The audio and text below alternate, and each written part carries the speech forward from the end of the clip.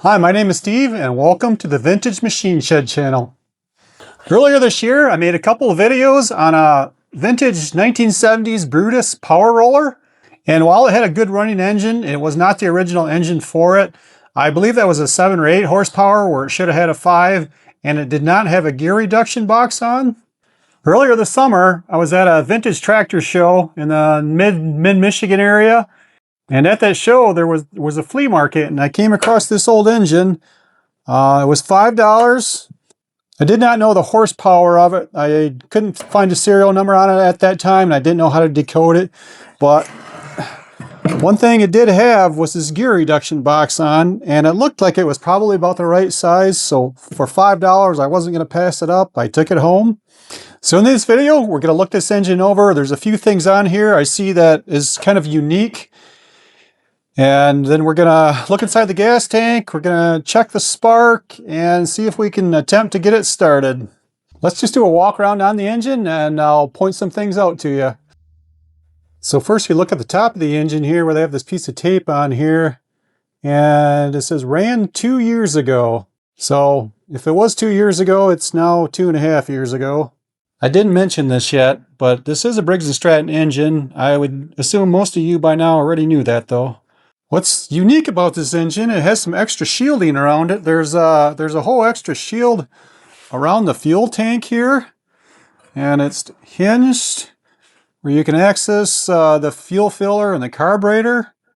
It has an extra shield going over the recoil area here. And then if you come around to the back, it has what looks to be like some type of a braking system. There's a band brake with some like brake pad material on.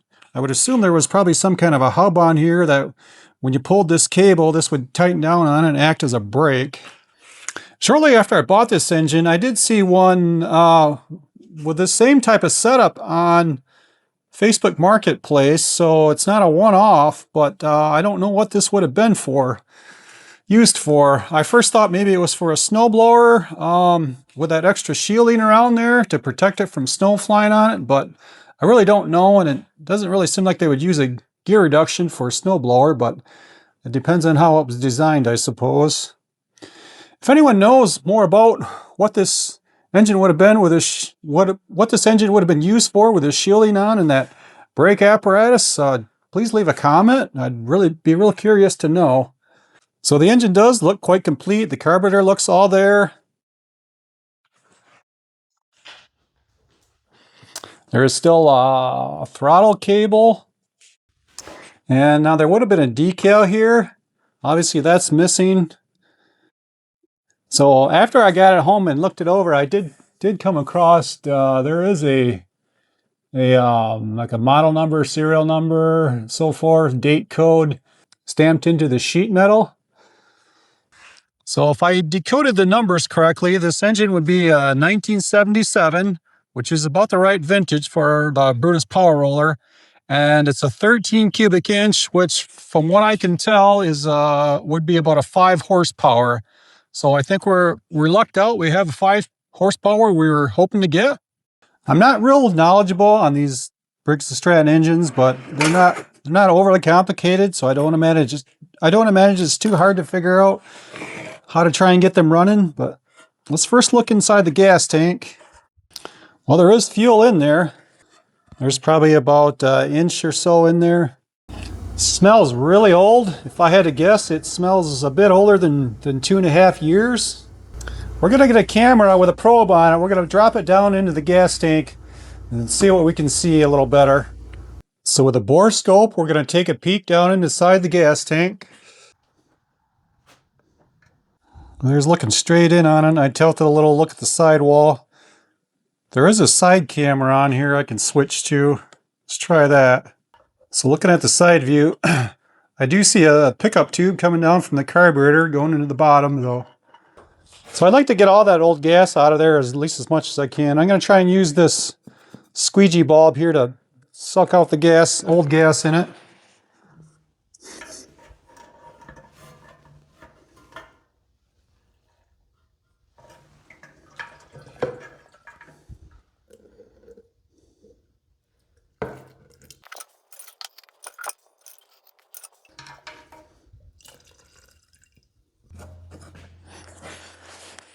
Yeah, that's some really nasty gas. Definitely don't want to try and start it with that. Let's take another peek down inside here. Yeah, the bottom of the tank does look a little rusty. You can see the bottom of the pickup tube there. We're going to eventually probably drain the oil out, and then I may put some fresh gas in there, slosh it around, and re-empty the tank to try and get some of the debris out there. It's not that there's large debris in there, but I'd just like to try and pick some of that out. Let's come around to the other side of the engine. We need to check the oil on it. And I believe there should be oil in the gearbox here as well. Yeah, it does look like there's a check plug on there, and then on the top, a fill plug. We'll probably change that as well.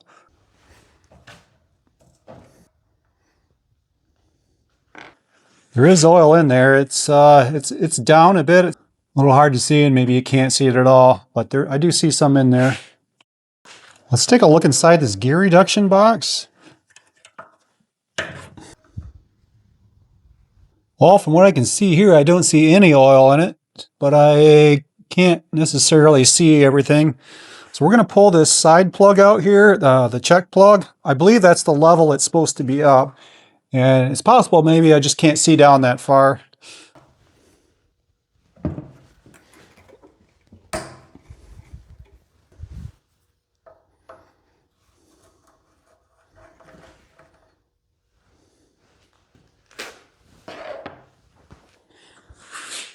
Well, guys, nothing's coming out of there. So I hope everything is still okay inside the gearbox. I may try and get the borescope down in there and look at that as well. Well, we're going to switch to the side camera. Well, looking at it from here, I think I can see a little bit in the bottom, but it's definitely very low. Now, if that is a check plug, which I suspect it to be, there's maybe a drain plug in the bottom. I have to take a look underneath there. If not, maybe they just relied on you tilting the motor to drain out what was in here. That could be a good possibility too. But let's take a look underneath there once.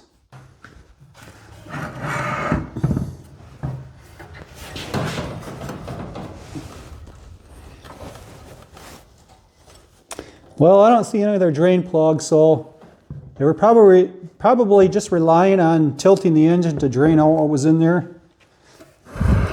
One other thing I just noticed too, there is a pulley on here. Of course, this is a small belt.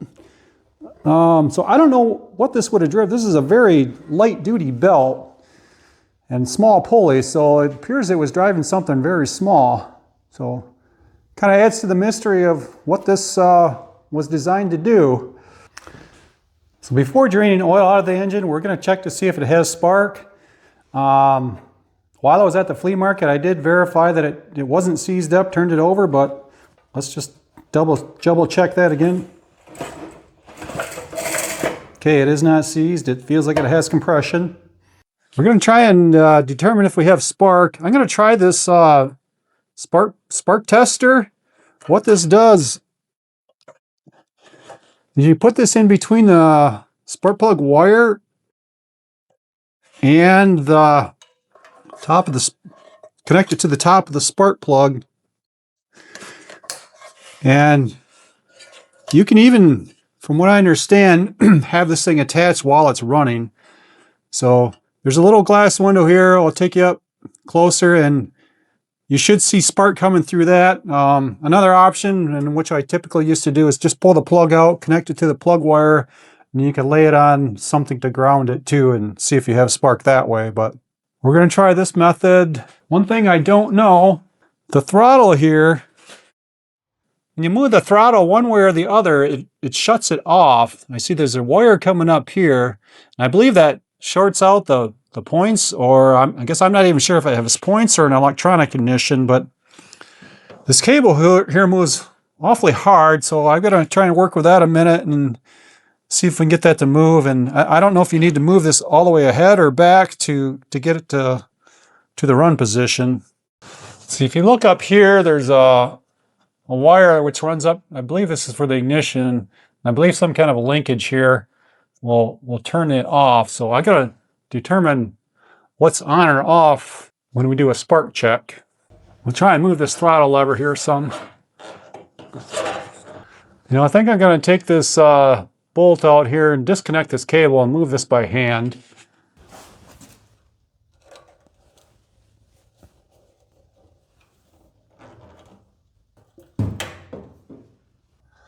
Okay, so I'm not sure what way that has to be. I'm going to leave it about in the middle position at the moment. I'm going to shut some of the lights off so we can see the spark a little better. Okay, so let's give it a pull here.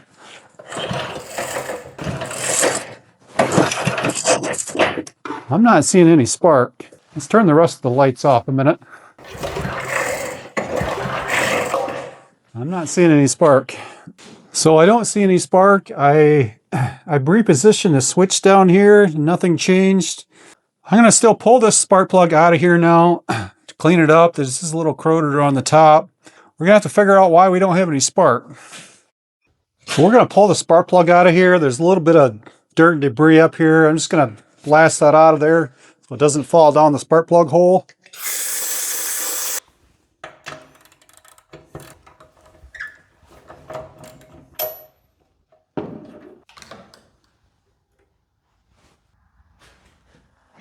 This little corrodor on the top here, I'm just going to take that to the wire wheel and clean that up a little bit. And maybe clean this up a little bit.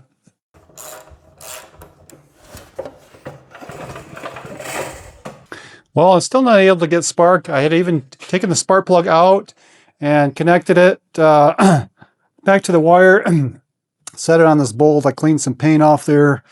Still was not able to get spark. So I disconnected this wire also, and I was still not able to get spark. We're going to have to tear into it deeper. At this point, yeah, I don't know if it even has points or an electronic ignition. I got to do a little research on that, and we'll come back to it. Well, it's a new day. I looked into the point system on these a little bit, and this one should have points. It appears around 1982 or 3, they went to like a solid state ignition. So we're going to have to start tearing this apart. The points are below the flywheel, so we've got to take this shielding off and then get the flywheel off and look into the points. We're going to start taking out the bolts to get the shielding off now.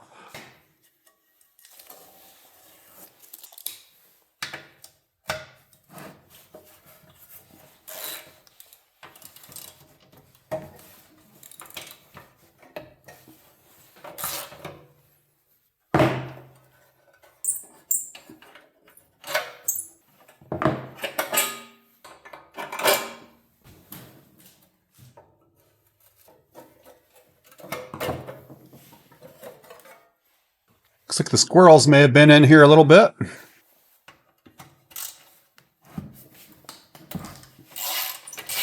Okay, that's interesting. I just noticed something. This goes right over the carburetor intake, and there's essentially no filter on there.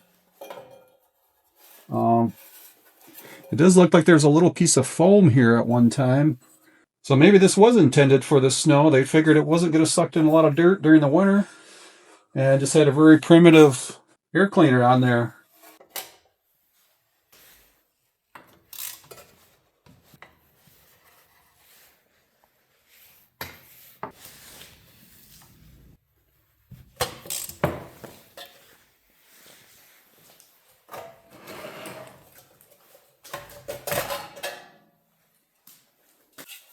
Got some debris in here.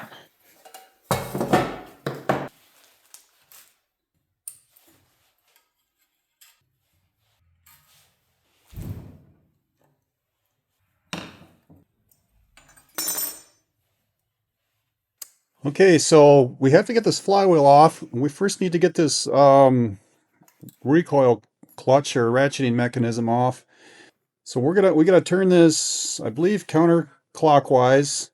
If you've seen one of the videos on the Brutus I did earlier, I also had to repair a recoil clutch like this.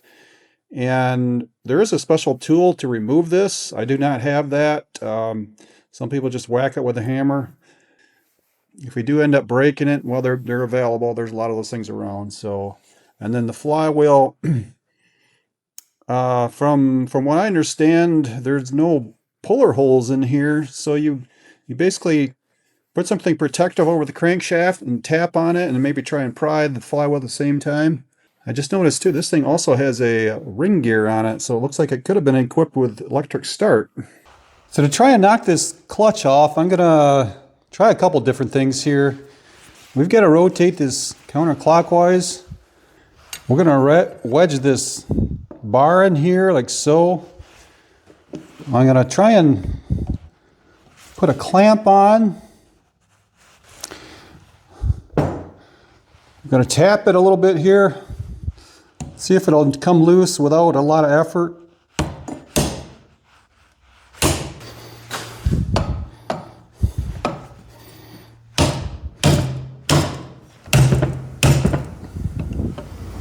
It does seem to have moved a little bit.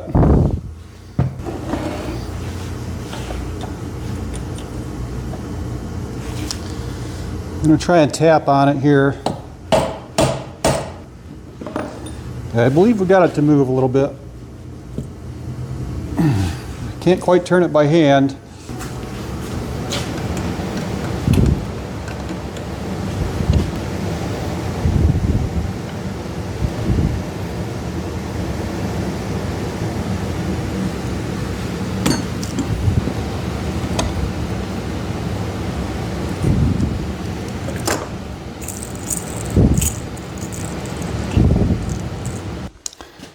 So we've got to pull this flywheel off the shaft. Now there are no holes in here to put a puller on. By looking at other people on YouTube, they have they either tap on the end of the crankshaft here and pry a little bit, and it appears to pop off fairly easy. But take this aluminum piece here and tap on the end here. This aluminum is much softer than the crankshaft. Let's see what happens here. Yeah, that worked well. So our point should be underneath this cover here. We'll pull that off and see what we have. There's a keyway here. I gotta be sure not to lose that. Let's put a rag in this carburetor so we don't get debris down in there. I'm gonna take an air blaster and blow some of this dust out of here.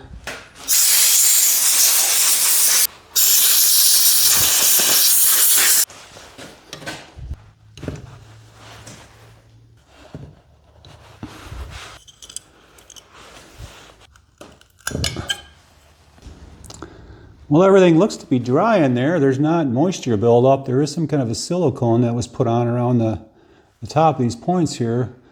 We'll get in there with a points file and just try and scrape those points clean.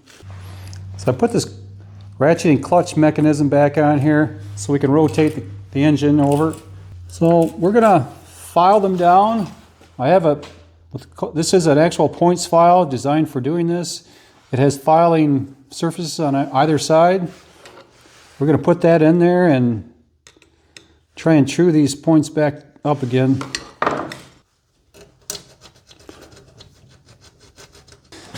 So I filed down the points. I did check the gap. The gap is a little over 20 thousandths or very close to 20 thousandths, and I believe that is the correct gap. Well, before I put the flywheel on, I know I could do this with the flywheel on or off, but I wanted to just check this coil. From what I understand, you should be able to touch this where the spark plug end is onto another part of the coil, like right here. And it should be reading between 2,500 and 5,000 ohms. And I don't get anything. It appears this coil is open, and that may very well be why we have the problem of not getting spark, and maybe it was never the points. So in case I'm completely overlooking something here, I am now going to put the flywheel back on, and we're going to just spin it over by hand to see if we do get any spark. This area underneath, when I pulled this cover off, was very clean inside, so I don't suspect that the points were dirty, but you never know. So we're going to put our flywheel on. We have to line up the keyway.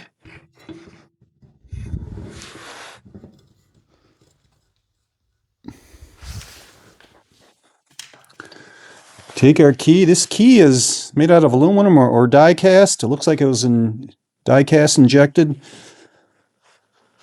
We're going to put that in there.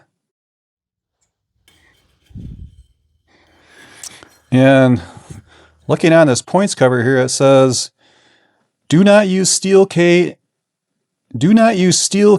in flywheel. See instructions. Well, I don't have instructions, but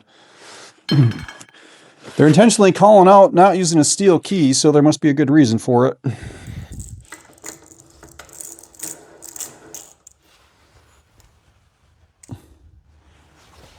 We're just going to snug that up by hand.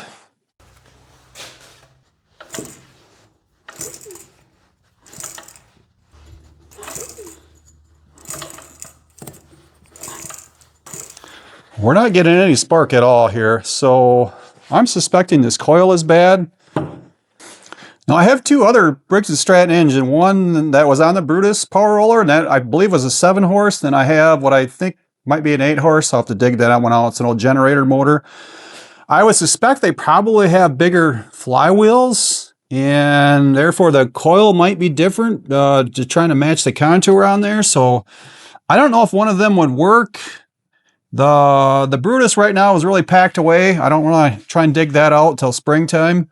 I have that generator engine right nearby here. I'm just going to grab that, throw it up on the bench, and we'll probably pull the cover off if it's not too hard and just check that coil the way I'm checking this one and see what kind of reading we get. I know that engine did run. So, and if that coil happens to work, we're just going to swap that coil out. If not, we're going to have to order a new one. And from what I understand, you can very easily change these over to a solid state ignition by just switching this coil. So if I do have to get a new coil, maybe I'll get the solid state version. I'm not sure yet. The points and everything look fine in here, and I'd kind of like to keep it original, but maybe those original coils are not even available any longer. So let me dig that motor out, and I'll clean the workbench off a little bit, and I'll bring you back here. Well, I was going to set the engine up on the workbench, but with this generator on, it's very heavy. So all we're going to do is pull the engine cover off here to get to access to the coil, and we're going to test that coil. So after I get this cover removed, I'll bring it back and show the testing of the coil. So I got the shield off this engine, and I noticed that the spark plug wire was really thin here. Looks like mice have been in there eating on it, possibly. So we're going to do a test with an ohm meter a minute and see what kind of results we get with that. All right, guys, I'm not getting any.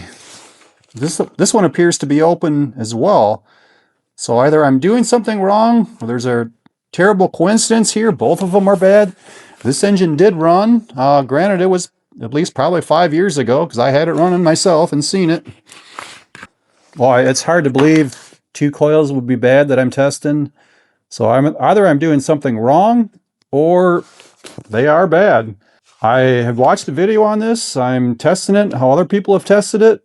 And again, I know this engine had run. Now, it's quite possible this wire is bad here as well. So I do see a little bare spot. Well, I'm going to put the spark plug back in there, just throw this recoil back on, pull it over again, just to see if we're getting spark that way. So I got the spark plug tester connected back onto here. It's plugged into the plug wire and then connected to the end of the spark plug. I'm going to shut the light off, so it should show up a little better in the spark indicator.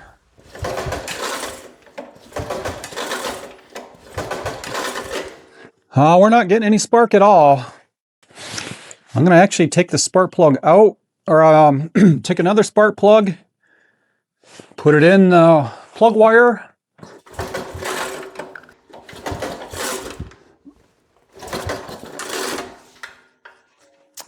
No spark. Well, it really seems like way too much of a coincidence that both coils on each of these engines is bad. And I know on the yellow engine, that engine had ran. I did not take the points back out of the yellow engine to see if they were clean or dirty. So the fact that it seems like both coils are bad would lead me to think I'm testing something wrong, but from watching other people test these coils on YouTube, I seem to be doing it the correct way. The other options I have right now, I can just order a new coil and hope it works. I really don't like throwing parts at stuff. If if not necessary, but I have the engine that is on the power roller now. I didn't really take that out. That's packed away for the winter, so that's really not an option I want to use right now. I do remember I do have a 5 horsepower, I think it's a 5 horsepower anyhow, Briggs & Stratton engine from the mid-1990s on a power washer. I'm going to just check that out. That should have the electronic ignition on or solid state. If it's not too much work taking that off, which I don't think it is, I'm going to probably swap that out with this if it looks like it will fit. I'm going to first test that one for spark. So we're 0-2 right now. If that happens to interchange with this one and it works, then I'm just going to order another a solid state version. So here's an old power washer I have. It's a 5 horsepower. It's 1995. I just want to confirm that this one has spark. Again, this one used to run too. So we're going to try and view it through the spark tester.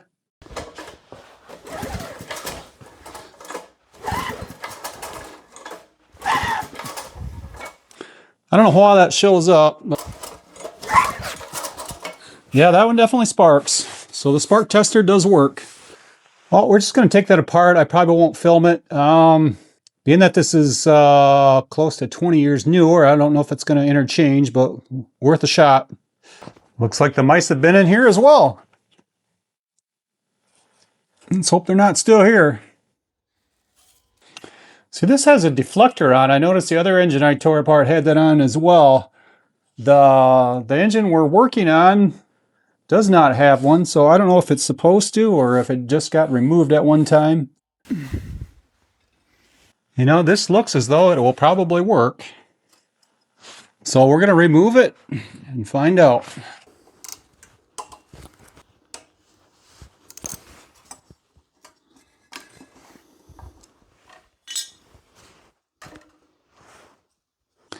Yeah, looking at the two here, I believe this will work.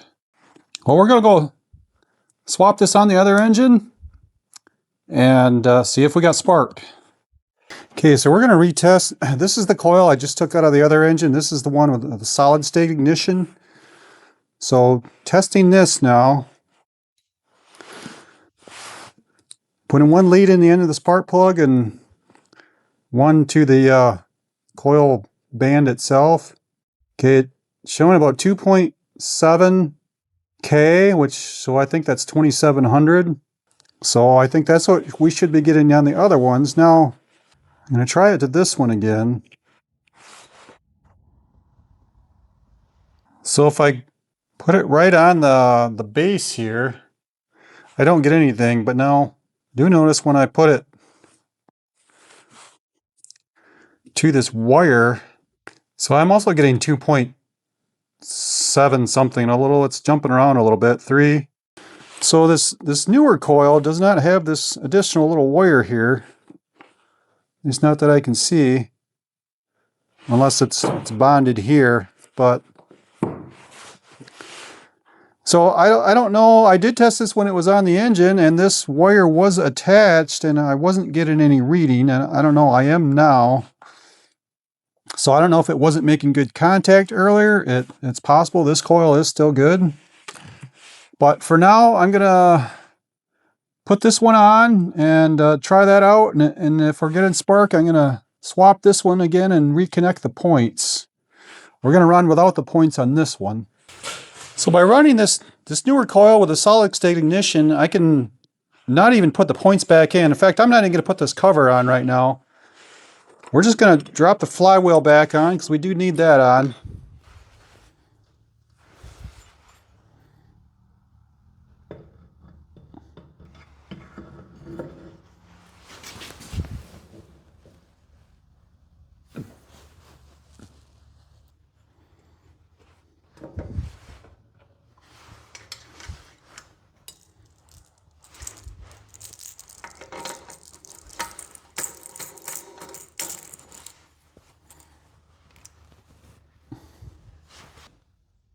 So I recently acquired a 3D printer, and I've been experimenting with some little projects. I made a flywheel holder here, And then I made this flywheel tool. Now I don't have great expectations for this. That's going to hold up to 60 pounds of torque, but we're going to get it good and snug and call it good. And maybe I'll put it to the test a little later. I just called this tool a flywheel tool, but it's really considered a starter clutch tool. Also, if you notice, I did this part of the video out of order. Well, it's pretty tight, but if I went much more, I'm pretty sure it would have snapped off. So there's a magnet here. I'm going to move it away from the magnet at the moment. We're going to set this on. Now this coil on this engine had spacers behind the coil. The other engine did not. But I think we have to put the spacers back in. There is also a terminal on this one, and I believe that's only for the kill switch, so we're not going to hook that up right now.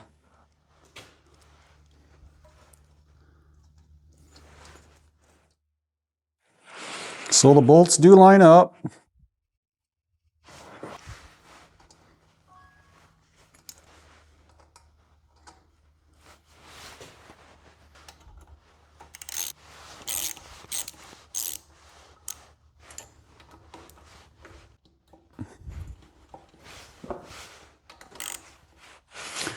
So I'm going to leave these loose. We're going to just slide that up there. I'm going to snug one of them back down again. We're going to move over to the magnet is. Oh, I guess that's a pretty strong magnet. Let's tighten that down again. Now we'll move it over to the magnet. We need to have a 10,000ths gap between the flywheel and the coil. So when it's sitting over the magnet, I have these 10,000 shims. I'm going to drop those under there. We're going to loosen this back up. And the magnet should pull it down on top of those shims. Yep. So with those 10,000 shims in there, we're going to tighten them up. Tighten our mounting bolts back up, I mean. We're going to pull these shims out. And we should have our correct spacing. And I think it should spark as the way it is now. So we're just going to put a spark plug back in there and try and turn it by hand. I'm going to shut one of the lights off here, see if we can see it.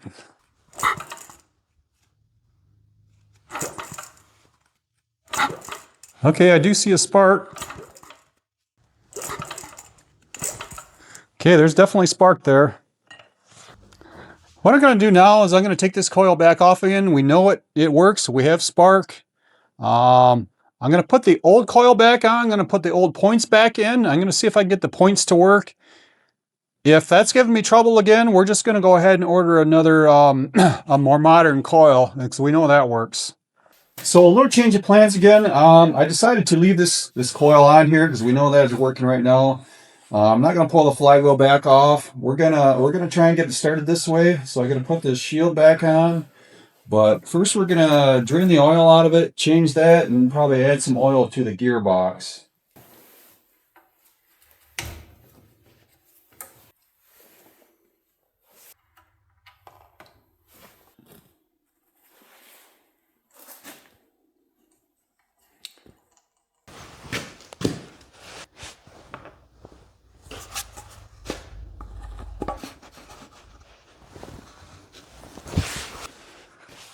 So looking online, it appears these things could hold between 18 and 22 ounces of oil. So we'll put it in about 18 and see how full it is. There's about 18 ounces in there now. It looks like it's pretty close to the top of the fill, so we're going to leave it there. Now we're going to come back and put some oil in the gearbox. I'm going to take the top plug out here, and then there's a side. I believe this is the fill plug here. We're going to fill it till it runs out of that hole there.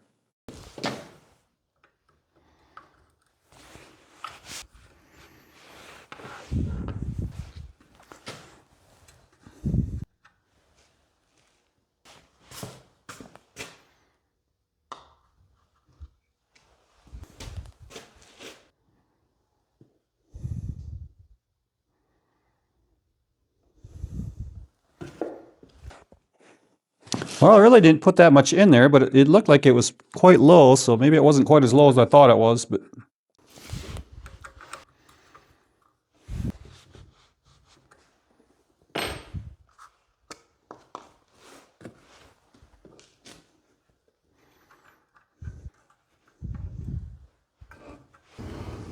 so now back to the gas tank.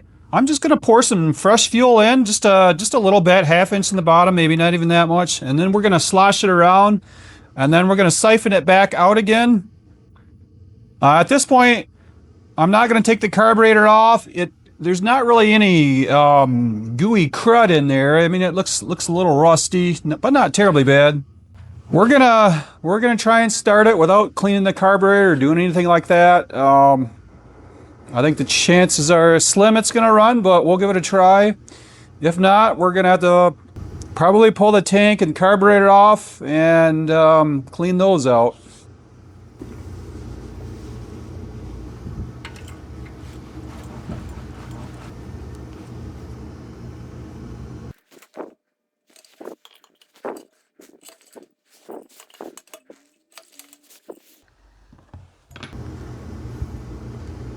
Pretty hard to see down in there, but I've got everything siphoned back out again, and it almost looks like there may have been a coating in that tank. I don't know if that's normal or if that's just rust looking yet, but we're gonna put some fuel in the tank now. Still have to bolt the recoil back on. We're gonna do that, and then we're gonna try and start it.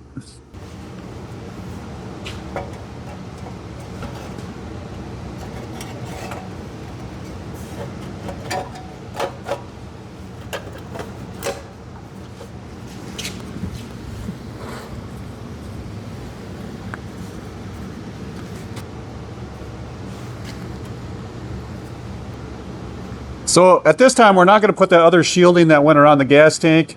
I do got to put a couple head bolts back in, and we will do that. Also, I did not put this screen or this piece back in. I don't think we need that now. I've got to take that apart later again anyhow, so we're just going to run it this way for the moment.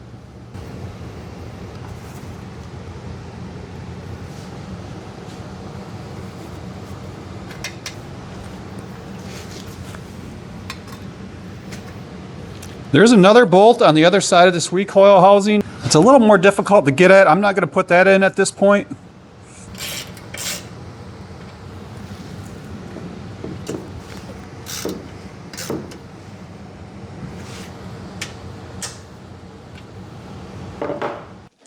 Okay, we're about ready for a test. Oh, I do have to put some fuel back in it again.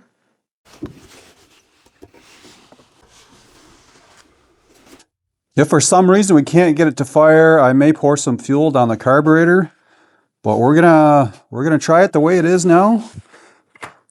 Pull the choke. That is not stuck.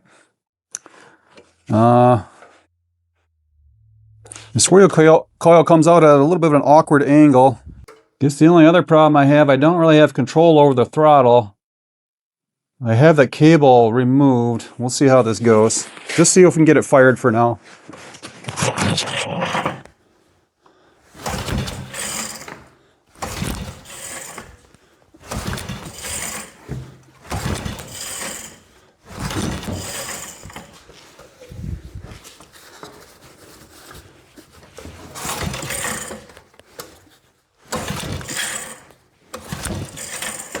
Guys, I'm going to set this down on the floor. It's just kind of an awkward pull here, so that should give us a little better leverage if I set it down on the ground.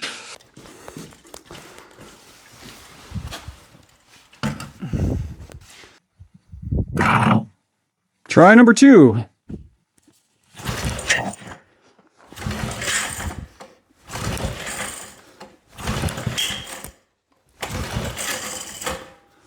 Okay, I'm gonna get a little bit of fuel and squirt it down the carburetor.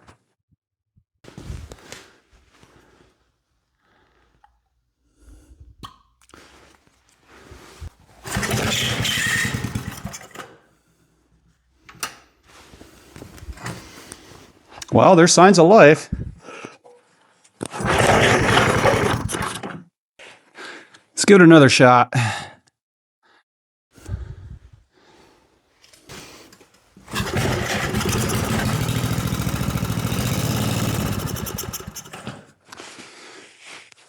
Well, guys, it's gonna run. That carburetor must be dirty. We're gonna take that apart. There is a little fuel pump on here, and there's a pickup tube going down in the tank that's probably plugged up as well. So to remove this carburetor, we're gonna have to take these two bolts out. It's also bolted to the gas tank here. So I've never worked on one of these carburetors before, so it'll be a new experience here. I do see there's a spring here that looks like kind of a delicate spring. We're gonna have to remove that. Well, there's a spring connected to a little rod here, this bent rod. We gotta try and get that out. I'm not quite sure how that's gonna go because it looks like we're gonna have to remove the carburetor and the tank and try and twist it around or connect it below. Let's take a look below there a minute. So at this point, we're going to take it apart, try and salvage the gaskets for now. There's a good chance I'll come back later and replace them. I probably won't get this motor going this year any longer, but you never know. So looking below the carburetor, there's a governor arm here, and then there's another spring here, and kind of hard to see, but way back here is that long arm coming down from the top of the carburetor. I think what I'm going to do is try and disconnect the spring here, and then we're going to unbolt. There's a bracket here that goes to the tank. We're going to unbolt it here and try and maneuver that up and try and get that top spring disconnected.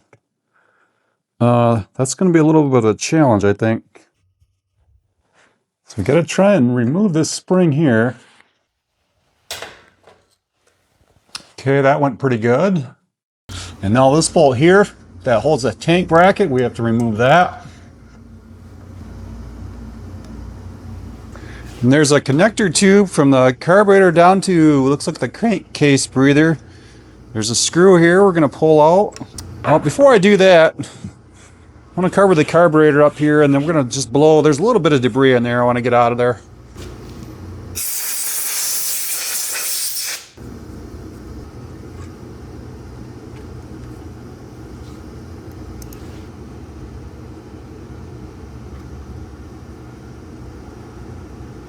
Now there's two bolts in the carburetor. The one up top I can get to okay. I can get a 3/8 wrench on that.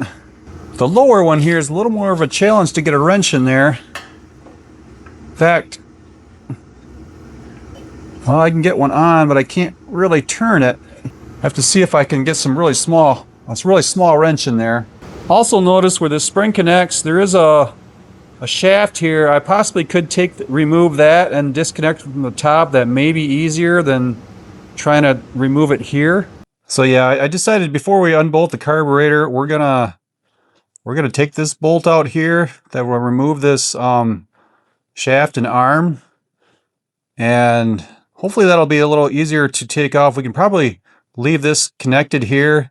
Well, we will still have to remove this linkage. There's a spring and a rod here as well. We're going to have to remove that. Also, I dug through my toolbox. I've got these old Craftsman wrenches here, some really small ones. I think that this will work for getting that hard-to-get carburetor bolt off.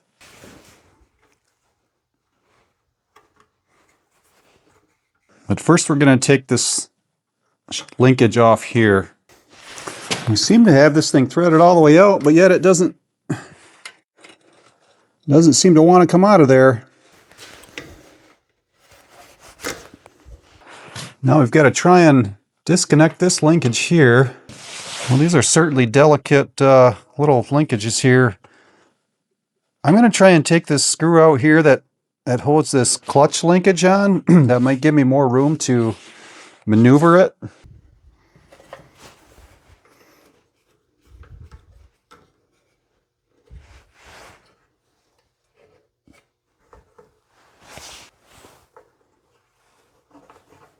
Well, I think I may need to try and get the spring out of here first. It's a very tiny spring. In fact, I've got to get some optivisors on to see that better.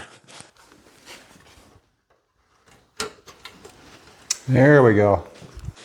I think I'm going to grab a little piece of mechanics wire just to hold this up and out of the way. I'm going to try and get this difficult bolt out of here now.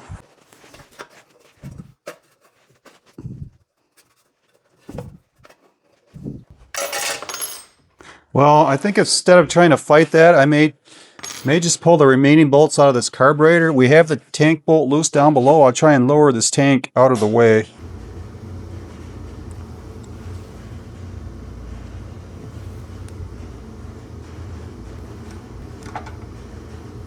Now, I think we should be able to break that seal there, and this tank should drop down.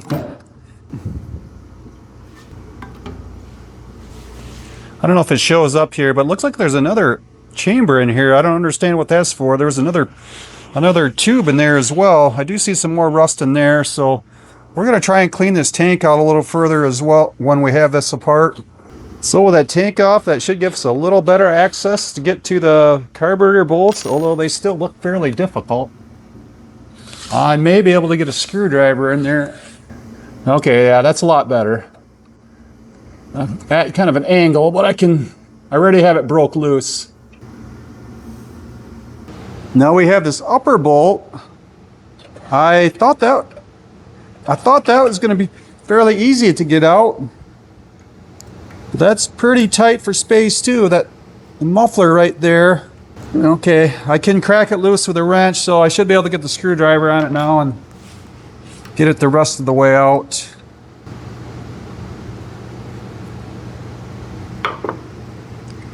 Okay, I just noticed something. There's actually two gaskets in there. One stuck on here and still stuck there. So was that a mistake or is it intended to be that way? Okay, looking at our pickup tube here, there's definitely some debris in there. We may even have to replace that if that's even an option. Well, let's get the workbench cleaned off and reorganized, and then we're going to start taking the carburetor apart. So looking over the carburetor a little bit, there's two tubes here. They both have screens on. This one's quite clean, actually. I'm not at all familiar with these carburetors. I'd looked just briefly into them a little bit, but I don't recall seeing the secondary tube. Maybe I just forgot. They all have them, but probing around here a little bit, there's definitely some gunk and almost looks like dirt in there. That's got to get cleaned up. This is a little more crusty here. So that's certainly a good reason why we weren't getting fuel pulling up into the engine. And there should be a fuel pump under here. I think it's the main jet here.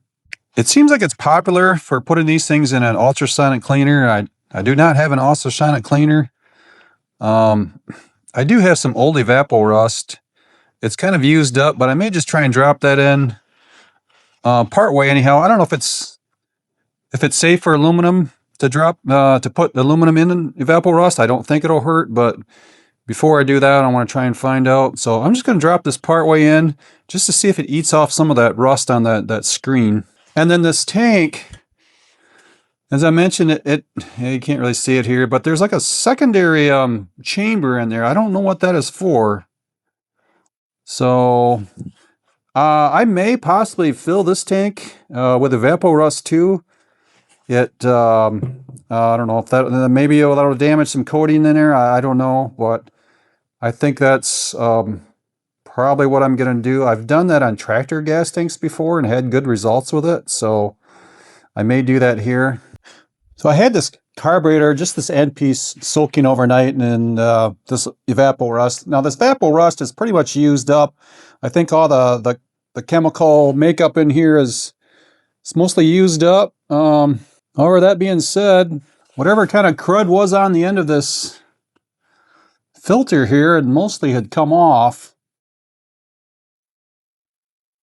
And I considered soaking the carburetor into Evapo-Rust, but apparently it won't hurt aluminum, or it's not supposed to, but it's really not going to help. Aluminum doesn't rust anyhow, and I don't think this crud on here, Evapo-Rust, is not intended to remove that. So I have one other thing to try, and I'll get that in a minute. What I'm also going to do is take this gas tank. I've decided to fill this up with Evapo-Rust and just let that set overnight. Like I said, I think this is mostly used up, but there might be some strength in it yet. If not, I'm going to buy another gallon of it and fill this up. I think that's going to be the way to go on the gas tank. Now back to the carburetor. I have this carburetor soaking stuff. I never thought it really did much of anything, but I have it, so I'm going to try and finagle this carburetor down in there and see what it'll do. So overnight we had the carburetor soaking in this parts cleaner. It did seem to kind of soften stuff up a little bit. And then as far as the gas tank, I had that filled up with Evapo-Rust overnight, and it cleaned out a lot of the stuff. So at this point, we're going to take out off this cover here. There should be a fuel pump diaphragm underneath there. And then on the other side, there's this main jet. We're going to pull that out, and we're going to remove this gasket. My hope is now we're going to be able to save these gaskets. The gaskets look good at this point if I can get them off without tearing. And we have two of these. Also, from the research I've done, these tubes here could potentially develop a crack, and that would allow like a vacuum leak to trying to suck this fuel up. And also they're from what I understand, are glued down into the ports they drop into. And there's a way you can plug off the main jet and blow air down and put some fluid around here to see if it's bubbling, to see if you have any leaks.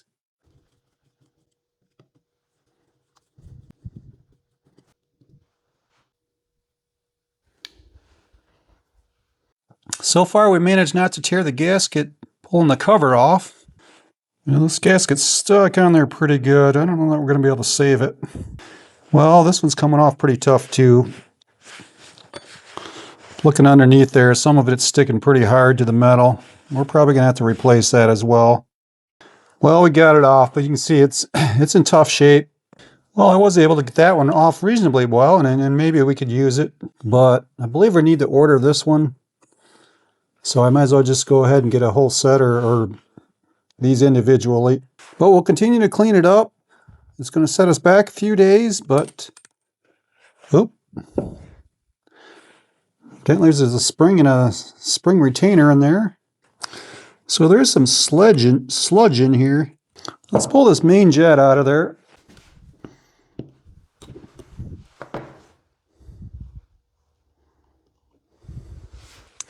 So with the main jet out, you have to look to see if this needle is in good shape yet or broke. Sometimes if you tighten them down too hard, from what I understand, they can break off. This one looks to be perfectly fine. There is a another like a bronze or brass jet down in there. We're going to try and take that out with a screwdriver.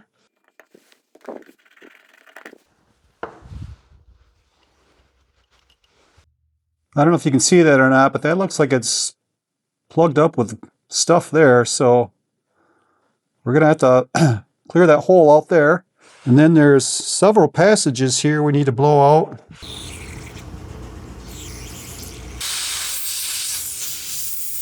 Well, guys, for now, I'm just going to finish cleaning this carburetor out. I'm going to poke through these holes, spray some more carburetor cleaner through it, make sure everything's clean. I'm going to try and test for leaks. If anything unusual comes up, I'll bring you back and show you, but I'm going to have to order some gaskets, and that could probably take a few days to get in. So I'll bring you back when I get those gaskets in. So the carburetor kit came in. We have the carburetor all cleaned out. I blew through all the passages. I checked these for leaks. So I believe I have that cleaned out well. Our new gaskets, we're going to replace this one, our fuel pump diagram.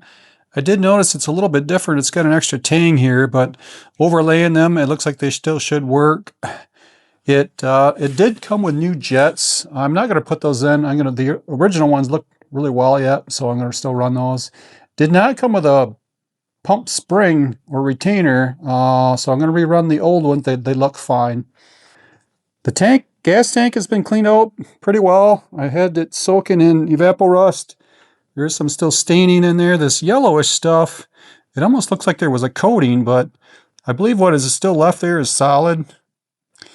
And here's this other little tank. So I believe what happens, here's the main tube that sucks the gas up into the carburetor, and then it goes into this tank here, the small tank, and then this gets sucked back up in here. So I think that small tank kind of acts as a float. I also wanted to show something here too. On this gas tank, I cleaned this area up. There's a little switch in here that actually shorts out the point. So when you pull this back, it moves a tang here and then will allow the points to short out. So I tested that, and that does work. So with our carburetor cleaned out now, we have the carburetor gaskets. We're going to reassemble the carb now. And put the fuel pump spring in there. The retainer. Now the gasket or the diaphragm. Oop. Wrong way.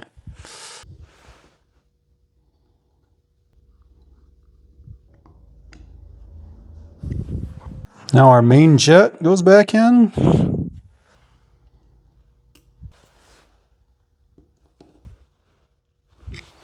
Our needle assembly. I'm going to put a new gasket on that. And in case that seats off in a different spot with a new gasket, I'm going to back this out some more.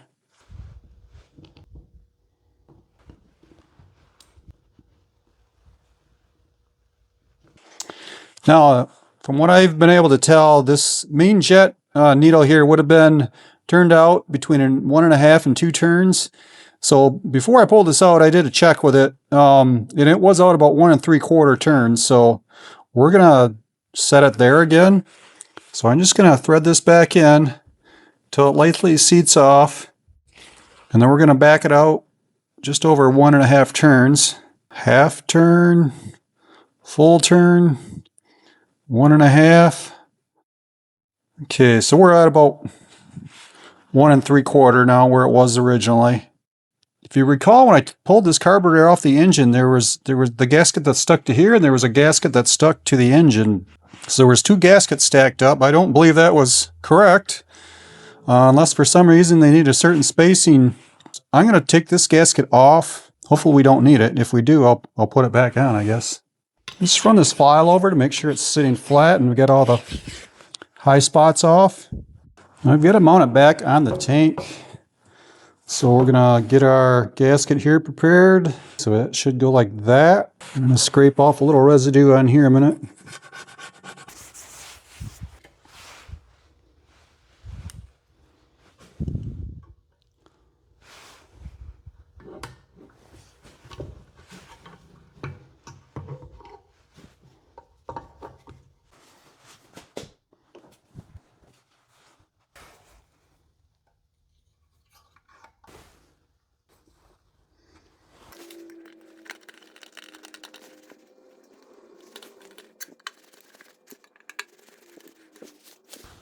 I gotta finagle this choke through here. The choke rod linkage. That's if I can.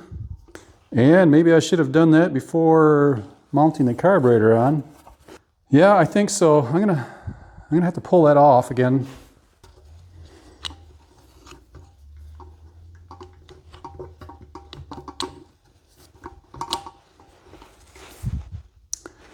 Okay, something like that.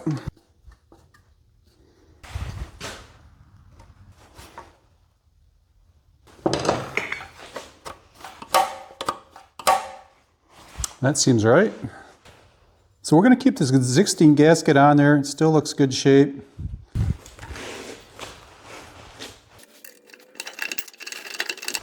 We've got this difficult to get in bolt here. Well, I'm gonna take this gas tank back off. I don't even remember now. It's been a week or so if I maybe had taken it off in the first place to get those bolts in. So yeah, I guess that's the answer, taking that gas tank off. Thinking back, I believe that's what I did the first time. You've probably already seen that on a video a few minutes ago.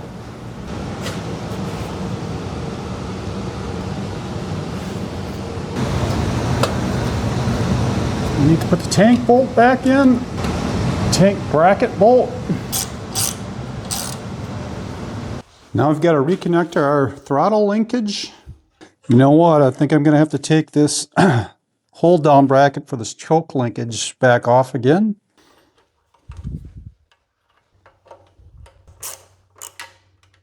Okay, that still moves freely. Let's hook our choke, our choke rod back up. There's a spring we have to reconnect down at the bottom again. It's real hard to get the... Let's see if I can get a view of it now. I did get it hooked on without much trouble. Yeah, you see that spring up underneath there. So our throttle seems to be moving freely. I believe we've got that hooked up correctly. I'm not going to put this cable on for now. Well guys, the carburetor's bolted back on, and remember we don't have an air cleaner for it. With this shielding on here, there was a small square box area that looked like it had a little foam pad in it at one time. So we're not going to put anything on it for now. I'm going to fill this gas tank all the way up. I think that'll help it start a little faster, because if I only put a little in, it's got to suck it all the way up to the top. So yeah, after I get it filled up with the gas, I'm going to set it back on the ground again. We're going to try and start it there.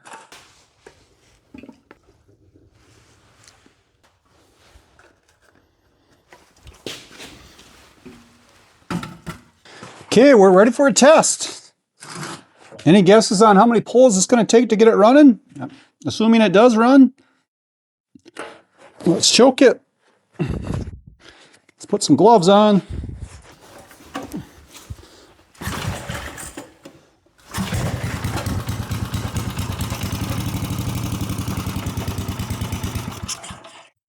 Wow, that went way better than I thought, but it's still not running all the way.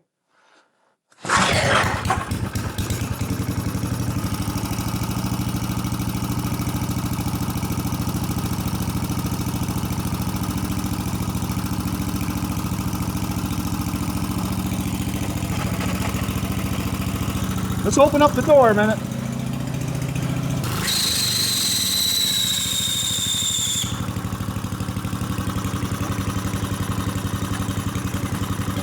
Well, I got an issue with a recoil, but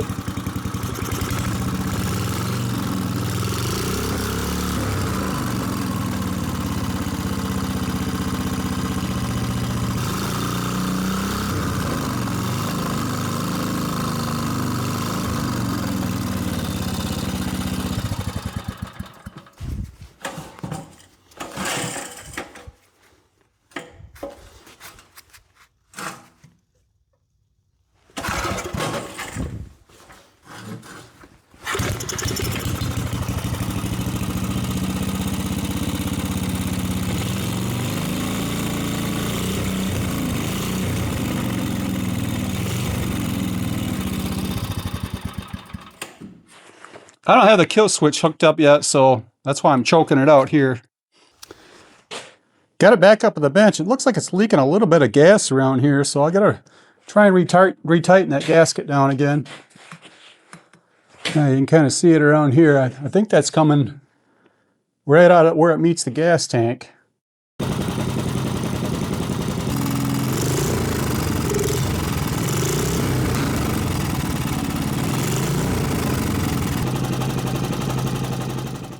Well, our $5 Briggs & Stratton flea market engine does run. Didn't just start right up, but didn't cost a lot of money either. I had about $10 into the gaskets, and well, I borrowed a coil, so there still could be some additional costs there, but it runs really well. I'm very happy with it.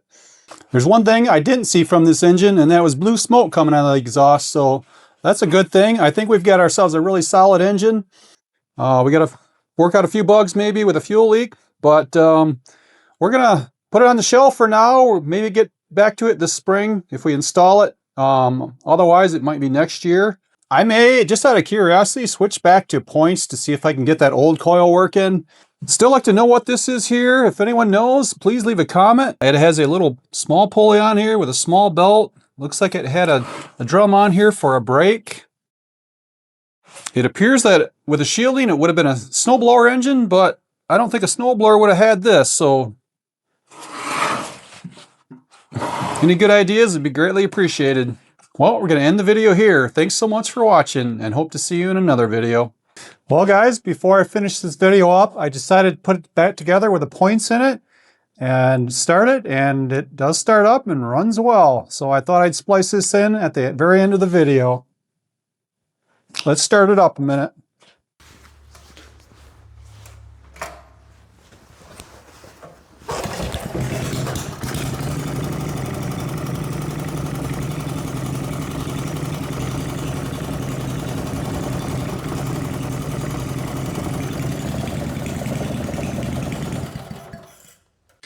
Here's the flywheel holder I made, printed out. Here, we're going to try 50 pounds.